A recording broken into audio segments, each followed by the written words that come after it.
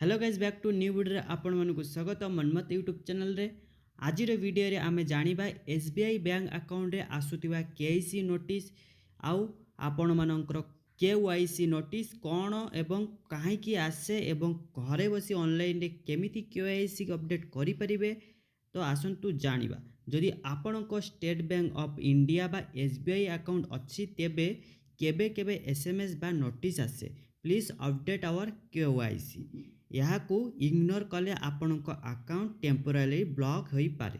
केसी notice कहीं आसे KYC होची अपडेट करने जरूरी कारण बैंक रे आपणकर आइडेंटिटी वेरीफाई पई फ्रॉड बंद करने बा आरबीआई रूल फॉलो करने केतेक समय रे 2 ରୁ 3 वर्ष अपडेट होई नथिबिले आपण मानकर एड्रेस चेंज हेले आउ डॉक्यूमेंट एक्सपायरी हेले ऑनलाइन केसी अपडेट केमिति करिवे तो आसंतु स्टेप बाय स्टेप रे आज जानिबा।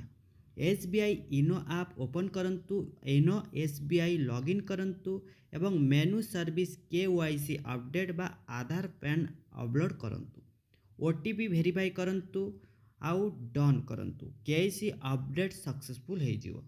आउ ऑफलाइन मेथड जदि कहबी आपण मानकु तो जदि ऑनलाइन रे हेउनी तो आपण माने नियरेस्ट एसबीआई ब्रांच को जानतु आ फॉर्म फाइल करंतु, डॉक्यूमेंट सबमिट करंतु आ रिकमेंड डॉक्यूमेंट रिक्वायर्ड जदि डॉक्यूमेंट कथा कहबी तो आधार कार्ड, पैन कार्ड एवं पासपोर्ट साइज फोटो आधार।